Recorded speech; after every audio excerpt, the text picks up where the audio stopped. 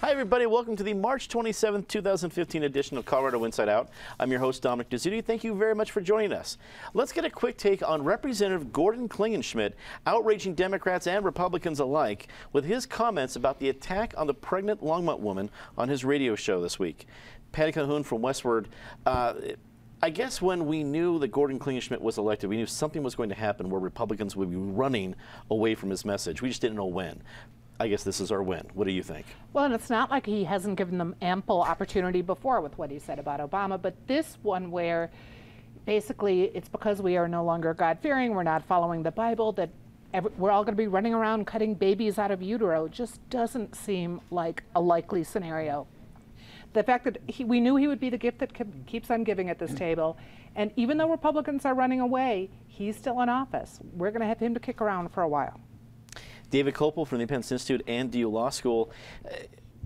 Is the running away from Klingenschmitt effective enough where the damage will be mitigated, or is this going to start to stick to some part of the Colorado GOP? Well, obviously the troll faction on the other side will do their best to make it stick. Klingenschmitt has the same problem as Jeremiah Wright, which is he made the point, which he quoted from the book of Hosea, and it's throughout the Bible, that when a nation turns away from God in extreme ways, it leads to calamity for the nation, including things that lead to the deaths and suffering of innocent women and children. That's what Jeremiah Wright was saying when he said, "God damn America," that 9/11, even though, of course, there were lots of innocent people killed in that, was, on a national sense, God's punishment for what Reverend Wright viewed as America's wrong ideas.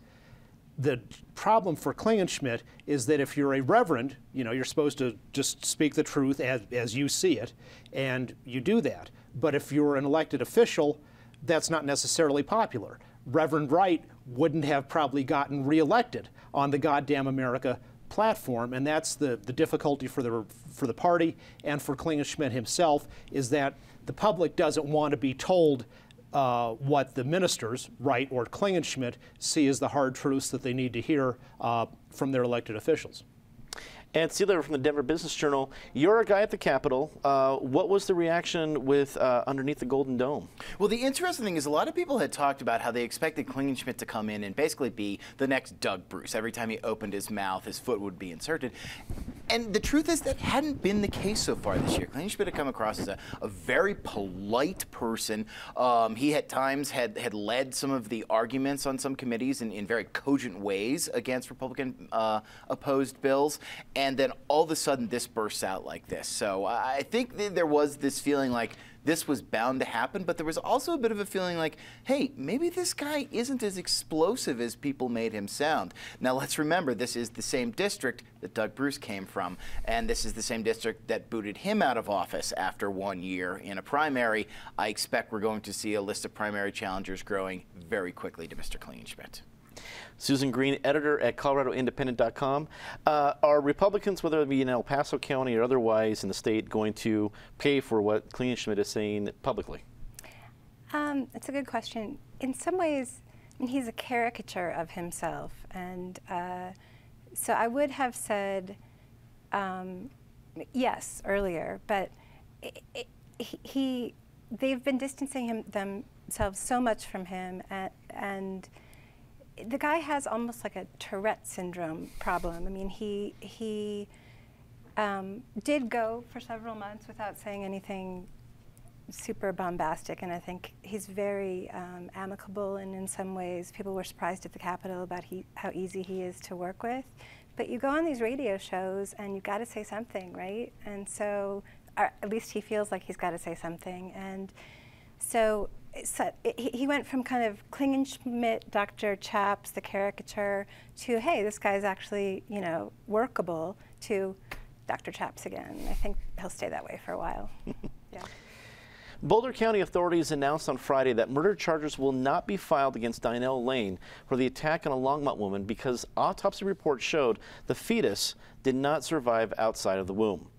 Patty, this has been a difficult topic. We knew a little bit last week, and even as we talk this week, as we tape this on Friday at noon, some of the details, the charges from Boulder County and the autopsy report have not yet been released. So from what we know right now, what do you expect to be the ramifications that is coming from this evolving case?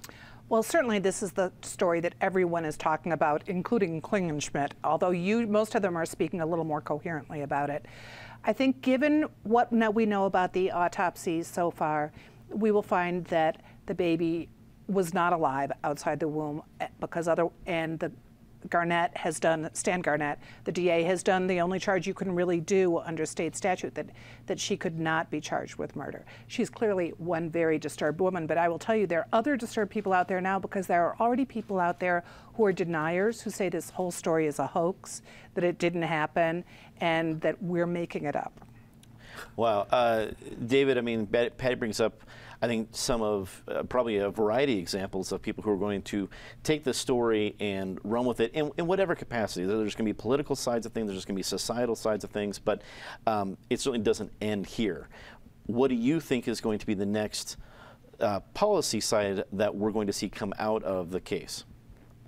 Well, I think most people would say that what the person who's going to be charged did, presuming that the facts as reported in the media are correct, is a homicide and ought to be prosecuted in the same way as the homicide of a 3-month-old baby or a 3-year-old or a 33-year-old. And state law doesn't currently allow that, so state law ought to be changed. There have been efforts to make those changes in the past. They have been successfully thwarted by the pro-choice lobby, worried that would endanger abortion. But however that gets sorted out, I think we've got to get to the point where the act that happened is a homicide and can be prosecuted the same as any other intentional killing of a human being. Ed, what's been the reaction on Capitol Hill? Do you think there's somebody who wants to carry the water on a bill that would be that seemingly razor-thin line between what this act was, which was clearly not abortion, and abortion rights, which there's just such a razor-thin line there? Is there somebody at the Capitol that wants to make this a reality, change Colorado law? Is there somebody at the Capitol that wants to do something nuanced and for the better of society? Good luck on that one. No, I mean, that's cynical, but I mean, it's cynical because of the way this debate has evolved in the last couple of years, and that they have, both Republicans and Democrats have gone at this in different ways and not been able to find any favor on either side, because this stopped being debate about protecting human life, which is what clearly the state law is not doing right now, and it started being more of a debate about abortion politics. I mean, here's the thing that's nuts looking at this. And I'm going to give Stan Garnett the benefit of the doubt because A, I'm not an attorney, and B, I assume that he knows how to interpret the law. But if he's interpreting the law right, that says this fetus has to live outside the womb in order to be considered a human and to have murder charges brought against it, then let's consider this scenario. Someone could walk up to a pregnant woman with a gun, shoot her directly into her unborn baby, and that would not be considered murder because that kid's not making it out of the womb. However, it's clearly an act of intentional assault and homicide on a living being. So, I mean, that's going to be the tough part. How do you draw that line there? How do you walk down without the too many factions who are just going to spout about this in 30-second political sound bites? Clearly something can be done, something should be done, and frankly, if there can be someone who arises to do this, they're going to deserve bipartisan respect for this. Susan, do you think that person exists? Will this effort come, whether it's from Capitol Hill or from somebody else, an organization, somebody that wants to walk that thin line that obviously, as Ed talked about, is wrought with difficulties on either side of the aisle? I'm sure people will make a whole lot of hay about it. The fact that this incident is a sort of segue into a conversation about personhood is sort of ridiculous. And you want to talk about cynical, that's really cynical. I mean, this woman was attacked. You know, people kind of forget the mother was really assaulted in a way that, you know, those urban myths about you're traveling in some unknown city and someone comes into your hotel room and steals your kidneys kind of thing. I mean, it has that element to it. And, you know, there are plenty of charges to use against this woman, Lane, if in fact she is guilty of what they say she's guilty of. And I also have to say, Stan Garnett in his comments was fairly cryptic. I think we just don't know enough about this case to surmise. But it's way too early to be going down this kind of personhood thing. We just don't know enough. It's like people will use any excuse to discuss personhood, and I don't think this is the time. Clearly something we'll be talking about for quite a while. Now, let's get to the story about a 22-year-old from Oklahoma who was on a ski vacation in Keystone who shot himself last weekend after reportedly ingesting 5 times the recommended dose of marijuana edibles. Toxicology reports are not yet available, but family members blame the suicide on the edibles. If found to be a contributing factor, this would be the 3rd death blamed on marijuana edibles since the passage of Amendment 64. David, this is another case where there's still a lot of details to be had, and clearly the only people that have come out saying that the edibles were the cause was a family. And obviously in a tragedy like this, I think a family can be, really has the right to say whatever they like. We haven't seen any activists or authorities come out with this. Do you think that will soon follow this event? Of course. Consumption of extreme levels of marijuana, like consumption of extreme levels of alcohol, can lead to psychosis. Usually we say if you chose to drink 1/5 of a bottle of tequila, that certainly did probably disorder your mental functioning, but you're still ultimately responsible for what you did after you chose to go to that extreme level of intoxication. What we know in a broader sense is something from a study that was in the December 2014 issue of the American Journal of Public Health, a study done by, among other people, Daniel Reese, who's a professor at the University of Colorado at Denver, which looked at the effect of medical marijuana state laws on suicides in a 50-state study covering 17 years worth of data. And they found that really no significant effects broadly, but on 2 narrow population groups. Males 20 to 29, it resulted in an 11.9 reduction in the suicide rate, and our males 30 to 39, a 9.4% reduction in the suicide rate. And of course, as with all social science, you can never be certain, and you can always argue pro and con. One of the reasons they hypothesized for this is that it led to decreased alcohol consumption among that group, and it might also be a form of self-medication for whatever other issues these people had going on.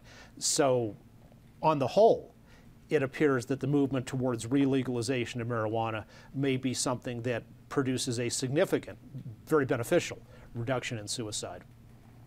And I don't want to just treat you like you're our spy at the Capitol, but when this story came out, or even before this story, are there lawmakers that want to increase regulation of edibles, or is this something that's going to have to come from activists pushing that part of the argument? It's hard to say. I mean, because there's a limited amount that lawmakers can do right now. I mean, we have a constitutional right to ingest marijuana. Thank you very much, Amendment 64, I think that was. And so you can't go in and it would be very hard to write a constitutional bill banning edibles. But I think you're going to see probably more of the activity coming from outside the Capitol, frankly. I mean, I think this fires up the let's pull back Amendment 64 movement a little bit. I didn't hear a lot of people saying, okay, this case is a reason that we need to relook at the laws right now. I think we've been through this a couple of times. People have seen, there have been a couple of cases that have been very highlighted about this. I think most people are still taking the long-term effect, though. I mean, yeah, we've had a couple of people who have killed themselves or killed others because of this. But are these anomalies? Are these things that we need to legislate specifically because of these cases? I don't see that huge push coming inside the dome yet. Susan, what about you? Do you think there's a public policy push in this one, or is it strictly going to be fodder for the activists? The anti-pot activists? Exactly. Absolutely. 3 suicides or 3 deaths in more than a year is statistically a drop in the bucket, and I don't mean to in any way downplay the what happened here to this young man from Oklahoma, but 1 out of 7 deaths in Colorado are related to alcohol, not pot, and nobody's calling for prohibition of alcohol in Colorado. There's another issue, which is, you know, suicide largely is related to depression, right? And I'd love to see a conversation, a statewide policy conversation about depression and what we're doing about it in our society, because the numbers are astronomical, rather than this. And another thing is, this was a family vacation. I mean, you know, it's kind of like the case up in Longmont. We don't know what was going on with this young man, and obviously he took way too much pot, and people need to understand, they need to know what they're eating with these candies, which are really quite tempting and yummy in some ways. But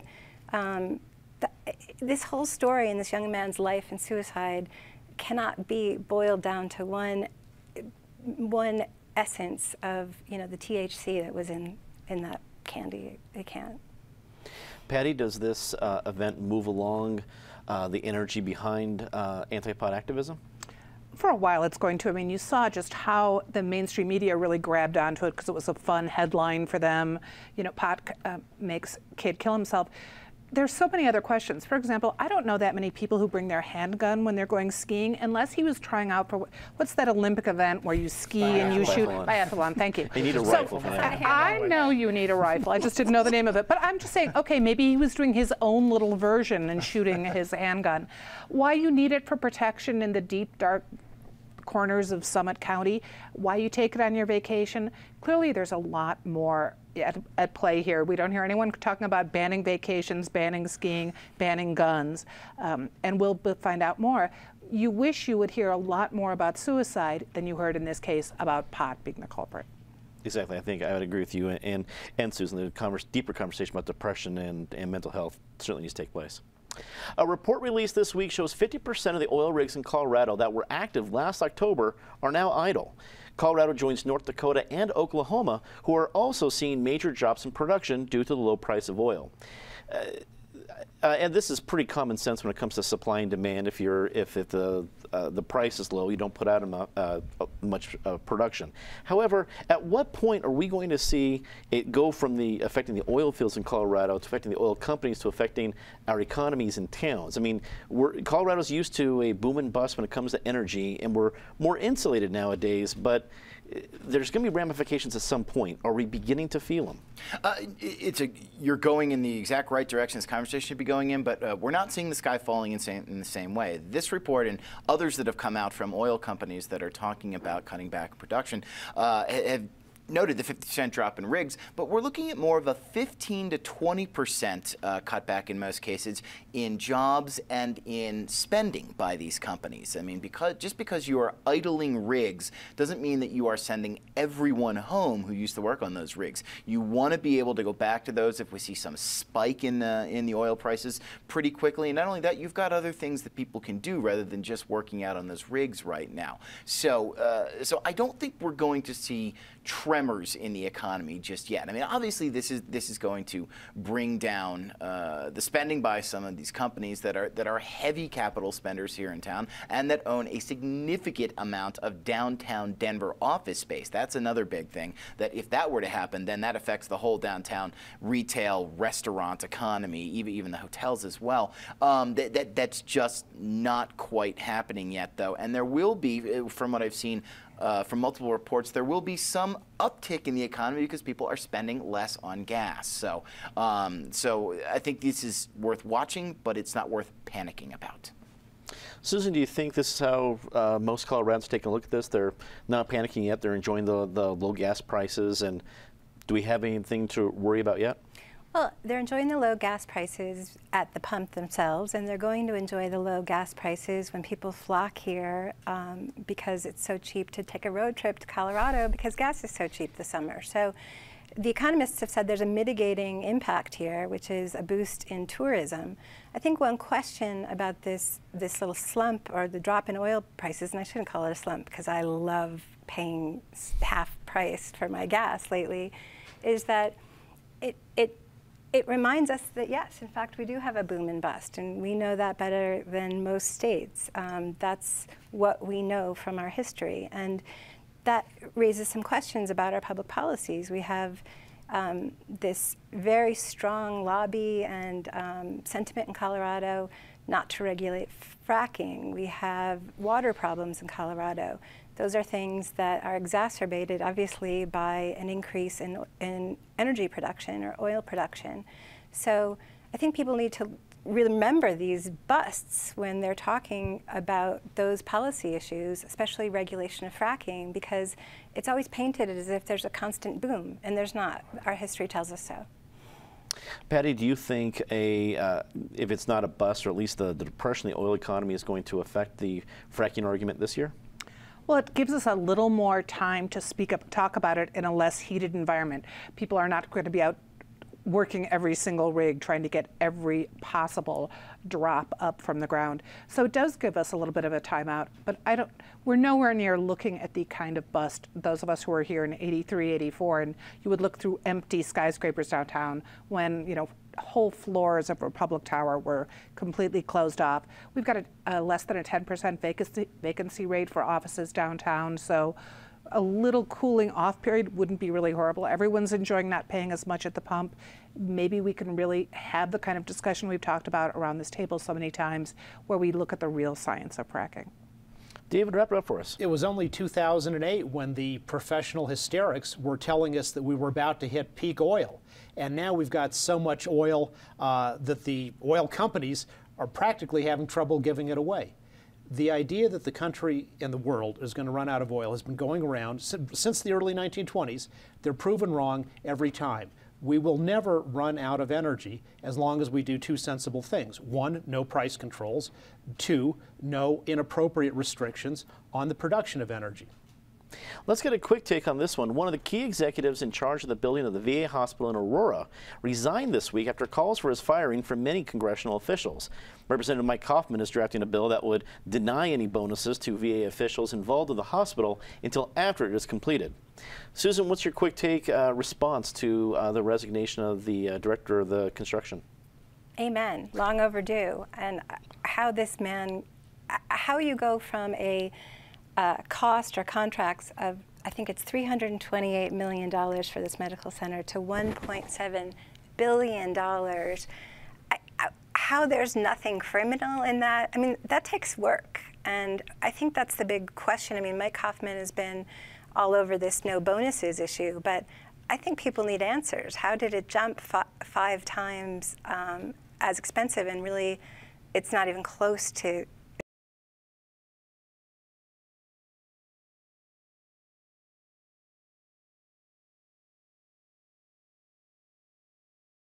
in Colorado, and from our veterans for a long time, because that man's name, although I can't remember it, will live in infamy.